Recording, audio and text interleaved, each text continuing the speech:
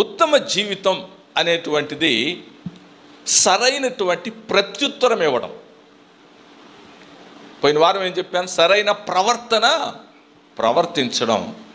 ఇప్పుడేమంటున్నానంటే సరైన ప్రత్యుత్తరం ఇవ్వడం. మనకు ఎదురయ్యే ప్రతి పరిస్థితుల్లో మనం ఎలాంటి ప్రత్యుత్తరం ఇస్తూ ఉన్నాం,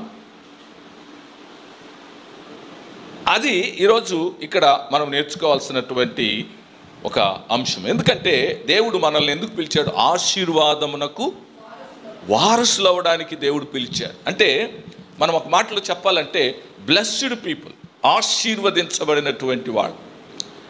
మనము ఆశీర్వాదానికి వారసులు అవ్వడానికి పిలువబడ్డాం. అలా పిలువబడినటువంటి మనము మంచి జీవితాన్ని దేవుని ఎదుట జీవించాలనుకున్నప్పుడు మన ప్రత్యుత్తరం ఎలా ఉంటుంది? మనం ప్రత్యుత్తరం అంటే ఎవరికి? దేవునితోనా? మనుషులతోనా?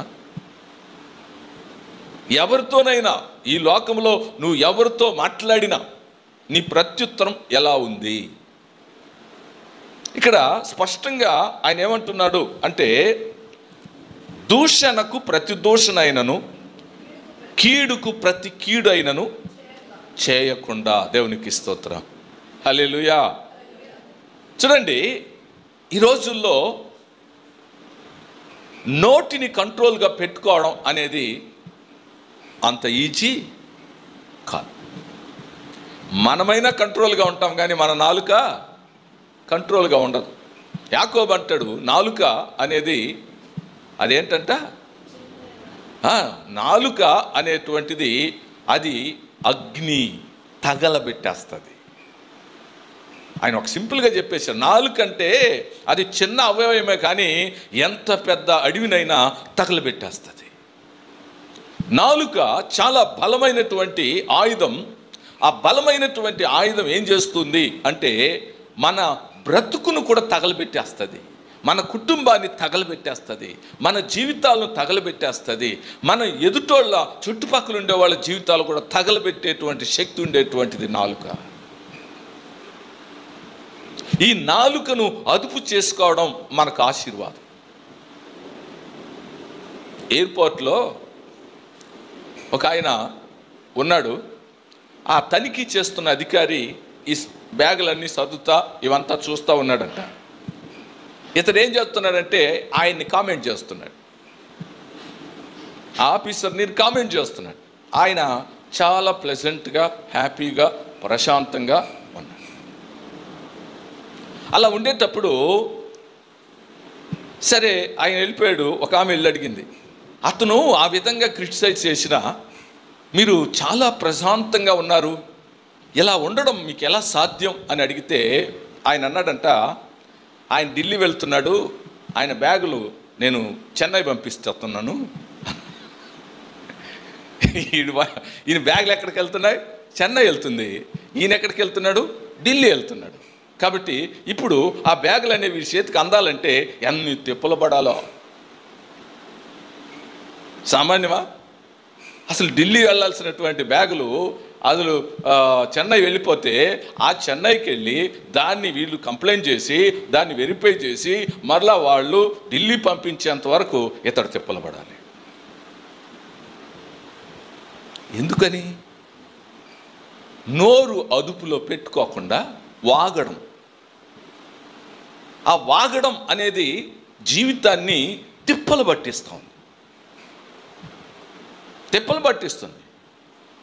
ఒక ఆమె, అయ్యా మా కోసం ప్రార్థన చేయండి, మేము మా జీవితాలు బాగా ఇల్లు అద్దెలకు ఇచ్చేవాళ్ళము, మాకు ఫ్లాట్లు ఉండేవి, మంచిగా ఆస్తి ఉండేది, డబ్బులు ఉండేవి, ఈరోజు ఏమీ లేని పరిస్థితుల్లోకి వచ్చాం, ప్రార్థన చేయండి అంటే, ఆమె కోసం ప్రార్థన చేసినప్పుడు దేవుడు ఆమె కోసం బయలుపరిచింది ఏంటంటే, అమ్మా ఆస్తి, ఐశ్వర్యము, సంపద సమృద్ధిగా తొలతూగుతూ ఉన్నప్పుడు ఇవంతా పోవడానికి కారణం ఏంటో తెలుసమ్మా? నీ నోరే. ఆ నోరు అదుపు చేసుకోకుండా పక్కింటోళ్ళతో, ఎదురింటోళ్ళతో, వెనకాలింటోళ్ళతో, ఇటువైపు వాళ్ళతో తగాదా పెట్టుకొని పోలీస్ స్టేషన్లకు తిరిగి కేసులు పెట్టి, లాయర్లు పెట్టి, వాళ్ళకు డబ్బులు కొట్టి, ఇల్లు వాకిళ్ళు అమ్మి, అసలు ప్లాట్లు అమ్మి అన్నీ పోగొట్టుకొని అప్పుడు వచ్చింది దేవుని దగ్గరికి. దేనికమ్మా? ఒక్క నోటిని అదుపు చేసుకోనందువలన, నోటిని విచ్చలవిడిగా వాడటం వలన, వాగడం నేర్చుకోవడం వలన, నాలుక అనేటువంటి భయంకరమైన పాప ప్రపంచం, ఆ నాలుకలో నుండి వచ్చే అగ్ని తగలబెట్టేస్తుంది జీవితాన్ని. దానివల్ల ఆమె కుటుంబం అంతా, ఆమె మాత్రమే కాదు, కుటుంబం అంతా కూడా శాపగ్రస్తమైన స్థితిలోకి తీసుకొచ్చి నిలబెట్టేసింది. ఎంతమంది జీవితాలు ఈ రోజుల్లో మనము అప్పుడప్పుడు పోలీస్ స్టేషన్ దగ్గర రాత్రిపూట వస్తాం, చూస్తాం. అక్కడ అర్ధరాత్రుల్లో కూడా కొంతమంది వచ్చి పోలీస్ స్టేషన్ దగ్గర కంప్లైంట్లకి ఇచ్చి, లేదా కంప్లైంట్ వాళ్ళ మీద చేయబడితే వాళ్ళు పోలీసు వాళ్ళు తెచ్చింటే అక్కడికి వచ్చి నిలబడుకొని పంచాయతీ పెట్టుకొని పంచాయతీ జీవితాలు. కారణం ఏంటి?